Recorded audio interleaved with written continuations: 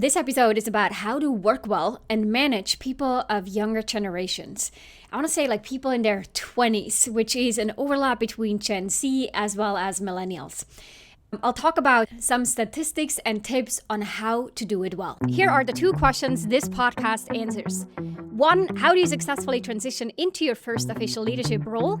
And 2, how do you keep climbing that leadership ladder and continuously get promoted, although the competition and the expectations get bigger? This show, the Manager Track podcast, will provide the answers. I'm your host, Ramona. I'm on a mission to create workplaces where work is seen as a source of contribution, connection, and personal fulfillment. And this transition starts with developing a new generation of leaders who know how to lead so everyone wins and grows. In the show, you'll learn how to think, communicate, and act as a confident and competent leader you know you can be. Welcome to this episode of the Manager Track podcast. So I want to say the last 4 or 5 months, I have repeatedly heard from clients who are in their 40s, maybe their early 50s, who say, hey, I'm starting to find it difficult to work with people in their 20s. I kind of don't understand how to communicate with them. I have a difficult time understanding their motives. Their requests just make no sense to me.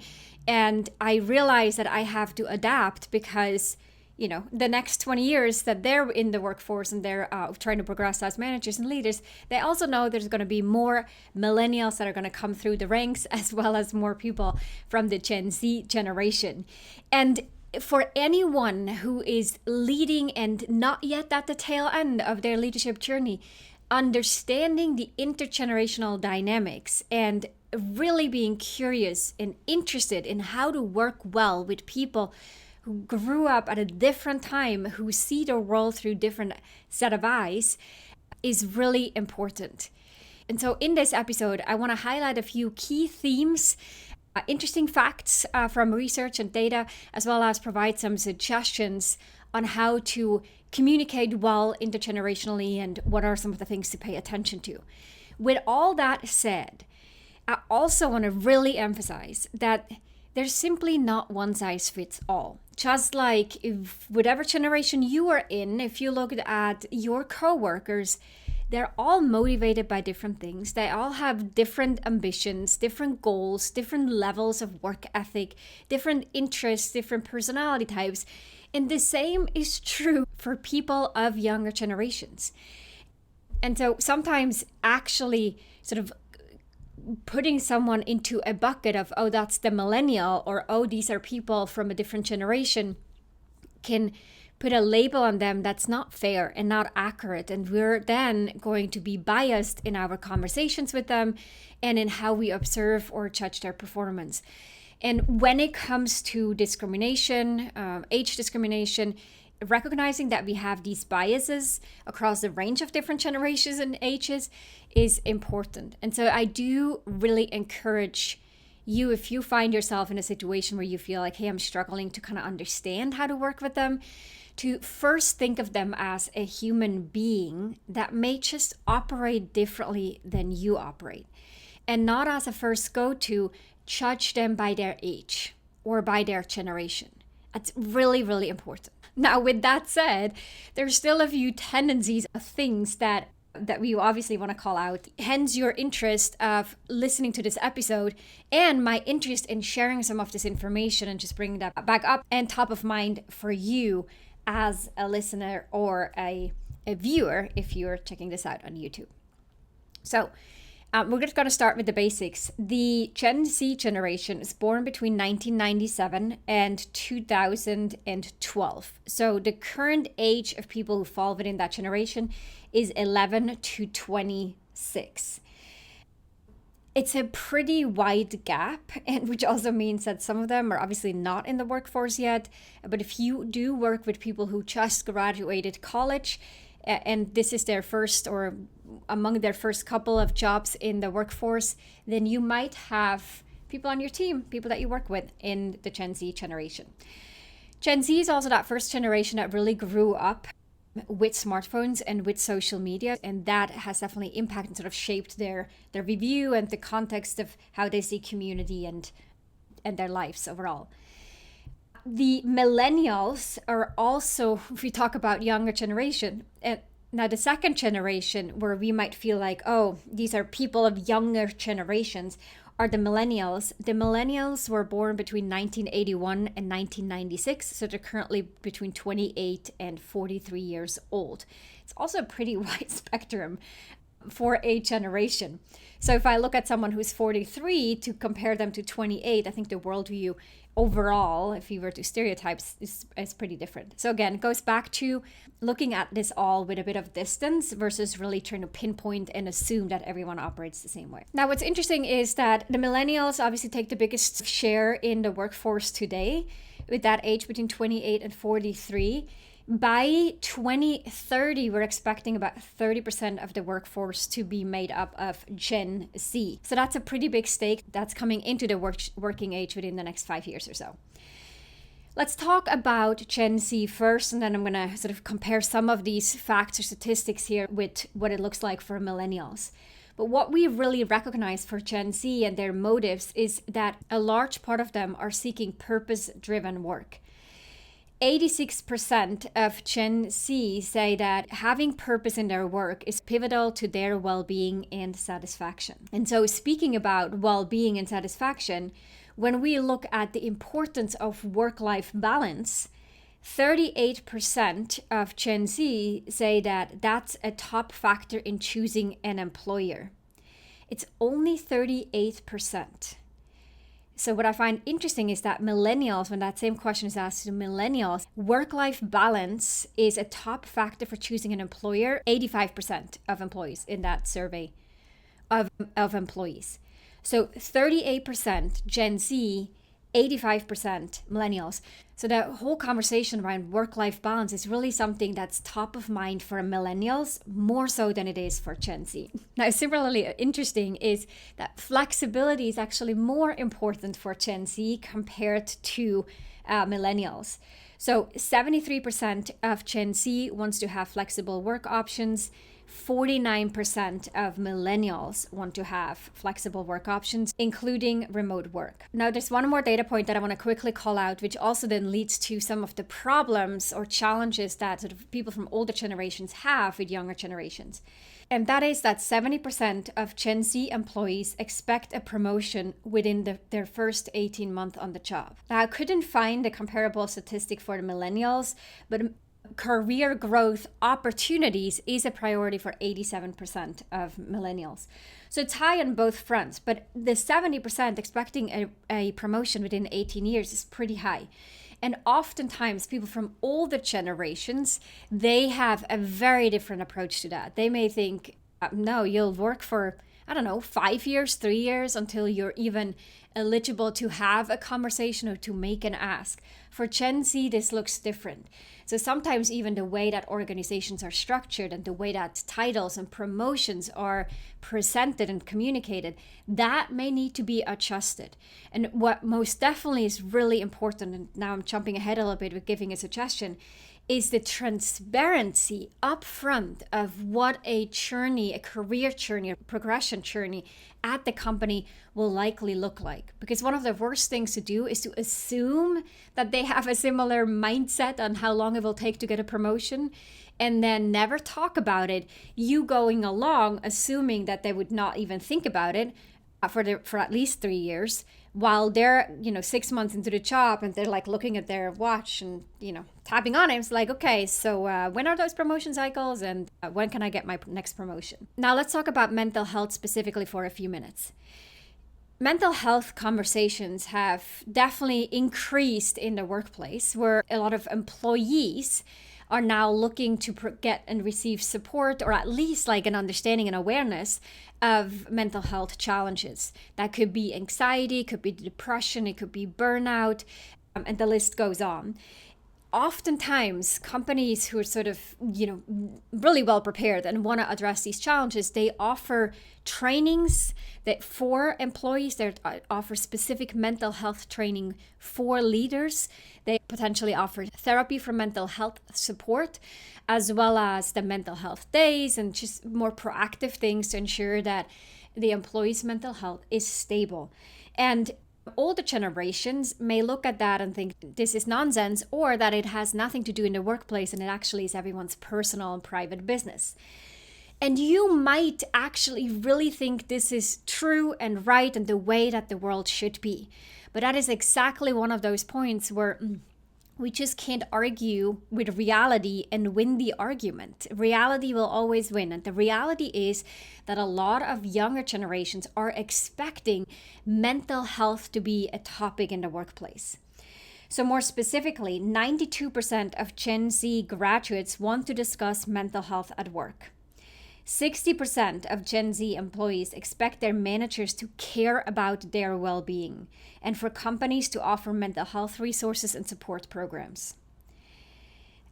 I think Gen Z has really observed the previous generation, the millennials, struggle in the workplace. They know that they've seen burnout. They see the statistic that 35% of millennials feel stressed all or most of the time. They've seen the depression, the anxiety. They've seen all that of people who work and then don't feel good in their lives. They've also seen and experienced a lot of mental health challenges as they were growing up and through their teenage years. So to them, that's part of the regular vocabulary. It's part of the thing that they've been exposed to. And so it comes natural for them to also say, well, obviously, it's part of our lives. And just like our physical health and our learning specific skills, ensuring that we have strong mental health is important and should be important to our employer as well. So with that said, if you have this assumption that mental health is a personal or private topic, and has nothing to do in the workplace, you're probably going to bump into some issues. This is one of those where you really want to try to lean into your curiosity and try to understand where it's coming from, what they really expect, what really matters to them. There's also not only one way to support your employees' mental health. You might not need to survey your employees. You might need to survey or have conversations with individuals on your team to better understand what it would actually look like to them to feel really well supported on their mental health. What works for one does not necessarily work for the other. There are cultural differences, there are age differences, and there's also differences across industries or professions.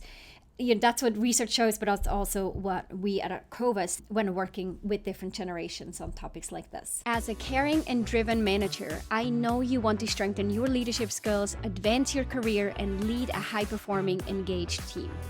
And in order to do that, as a leader, you need to lead with a system, not by shooting from your hips or reacting to everyone else around you.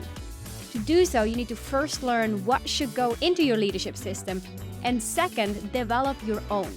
But here's the good news.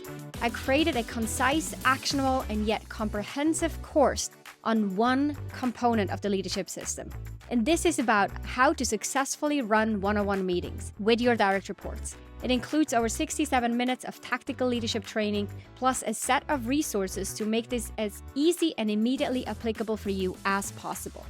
You can get your hands on this course, which I want every single manager to have, for a nominal $19 at ramonashaw.com/11.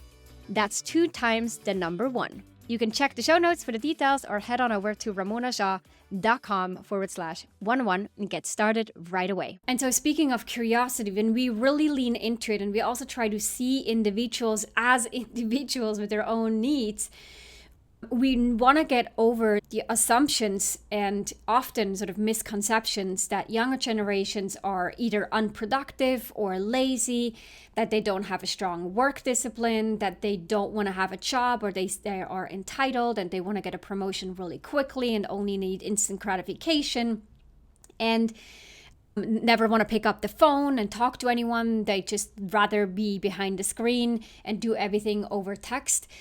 And that they're disrespectful or rude or some kind of other things that you might add to the list. All these beliefs and all these statements will just create further gaps between you and them. And so the more that we lean into and we label people or we feel affirmed in our beliefs that younger people somehow are not ready for the workforce or not really up to our standards, the harder this will be.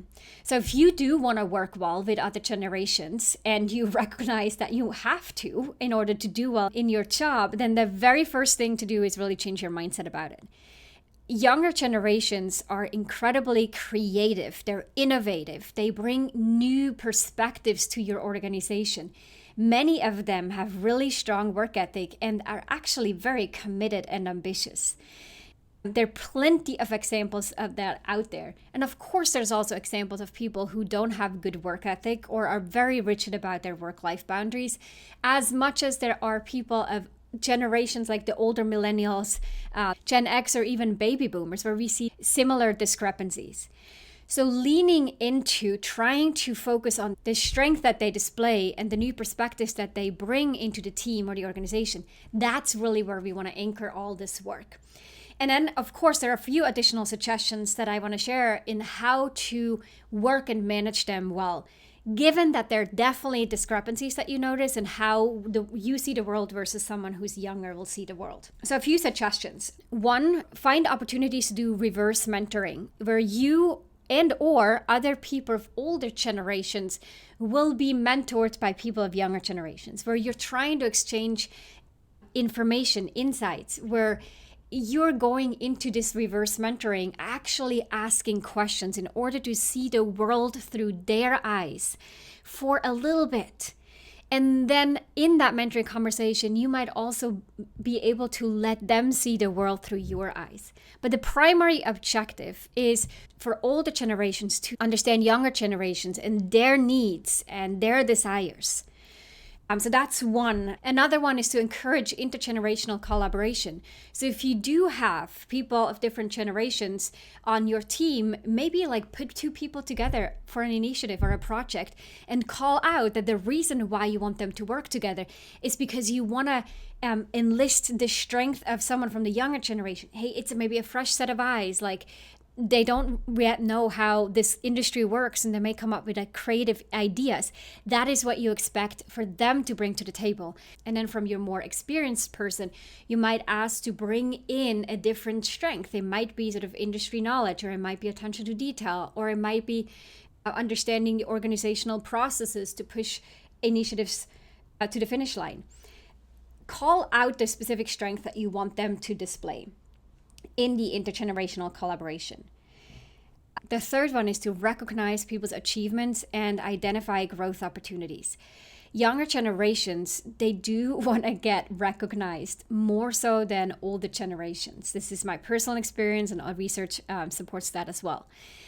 If you don't already do this and know how to really leverage this leadership toolkit of recognition and praise and acknowledgement and appreciation, then you're missing out. It's not just to say good job or well done. That's not it. You really want to call out efforts, strength, specific things that they displayed. You want to use that one-to-one communication channel where you tell them directly. You want to provide peer recognitions. You want to do indirect recognitions to provide visibility. There are a number of different ways to do this. We teach this in our leadership programs or in our workshops on giving feedback and praise that lands. Knowing how to do this well will become increasingly important. The same is true with providing growth opportunities. And again, that goes back to the transparency of laying out what a typical growth path would look like and what you're assessing someone's performance on. If you say like, hey, within a couple of years, the next step from being an analyst to become an associate, but you don't say what the difference is between the analyst on your team and the associate on your team, you're only providing half the story. So, okay, here's what we expect from an analyst. When you master all of this, we're going to look for you to do more of, this other thing, work scope B. And when you demonstrate mastery of work scope A and eagerness and willingness, as well as initial sort of affinity to also succeed with work scope B, that is when we will start to initiate conversations for a promotion. But this is exactly what we're looking for, and be as transparent and clear about this as possible. Ideally, you can write this all down and just share with people, not just after you've hired them, but also at least high level during the interview process. So that was my third suggestion. The fourth one is to be really clear on expectations.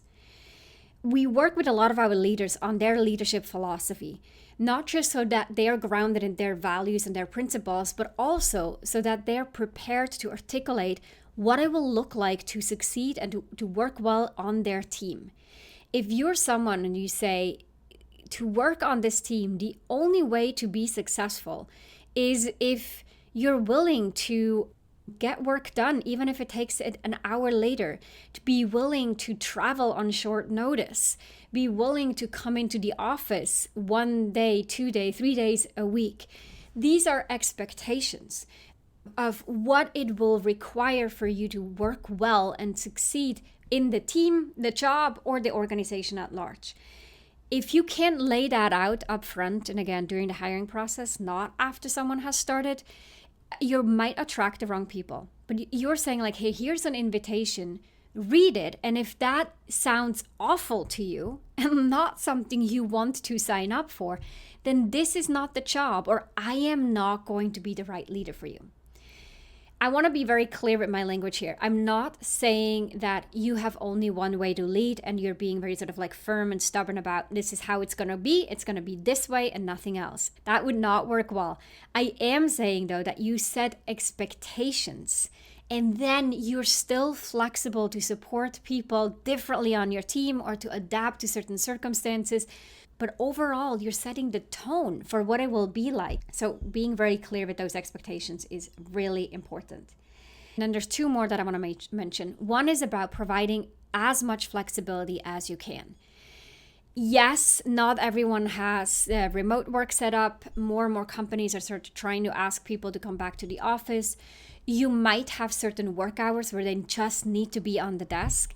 But wherever you can provide flexibility to let people work in the evenings or early mornings, but then take a longer lunch break or pick up their kids from school or do things on their own terms, especially for, again, younger generations, that is very meaningful and a perk that they appreciate more so than others. So for you, the routine of the 9 to 5 or the very routine process of commuting to the office and home is beneficial and you don't mind it, do not assume that other people see it the same way. For them, a flexible lifestyle may be way more important than you could imagine. So that's one. And the last one I want to mention is to adjust to their need for having purpose. Now, great for you if you're working in a purpose-driven, mission-driven organization where you might say, hey, we're creating a product from plastic waste and we have a very specific environmental cause and mission that drives us. Good for you if you do, because it's helpful, because you might attract very mission-driven, purpose-driven employees from those younger generations who love that. The reality, though, is that most of us don't work in a very mission or purpose-driven organization. Now, we can look for purpose and mission within what we do.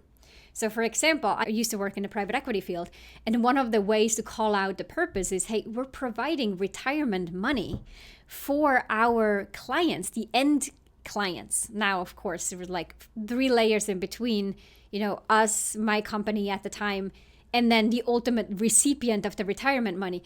But still, that connection was good to see, recognizing, hey, the profits that we're making with our work actually also benefits these retirees who are depending on a pension. So big picture, like how is the organization supporting the well-being of people, the planet, and so forth. But also look closer to your specific team. How is your team supporting other teams, supporting customers or vendors, or streamlining things? Like, what is the actual purpose of your team being there? And then what's the purpose of your role? That's first, but then also what's the purpose of the role where you have those employees in? And making sure that they understand the purpose of that role and how it contributes to your team, and then how that team contributes to the bigger organization. It seems common sense, but it's not common practice to lay that out clearly for employees. And if you've been with your organization for a long time, you might not even realize that for someone starting in your organization, there's such a disconnect between what they're doing and what the company's doing. Whereas for you, you've had years in building up that institutional knowledge and understanding the industry. And to them, they may just feel like, okay, I'm clocking in and I'm typing up a document, but I really do not see the bigger picture. So as a leader, you have to lean into these conversations, shape it, be super explicit, often repeat it or reiterate it whenever you delegate work or train them on new things, to call out the purpose of the role, the task, and the bigger picture. Okay, so these were some practical suggestions on how to work well with younger generations. And I'm going to emphasize one more time, not everyone is going to fit into these buckets. So it's really important not to stereotype as your first go-to, but to look at the individual you're actually working with and try to understand them as a person.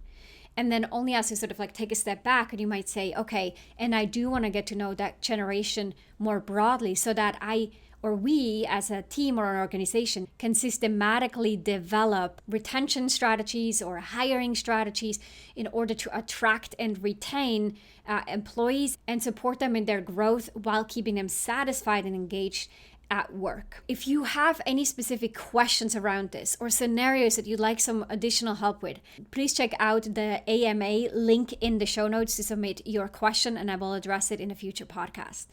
If you're looking for more information or training materials for your team or your organization on the topic of working across different generations, please reach out to us at contact@arcova.org.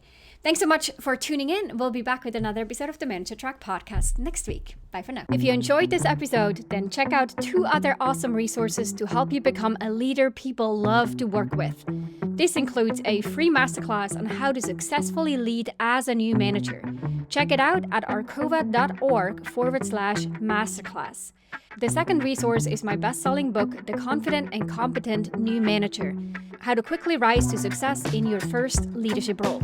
Check it out at arcova.org/books, or head on over to Amazon and grab your copy there. You can find all those links in the show notes down below.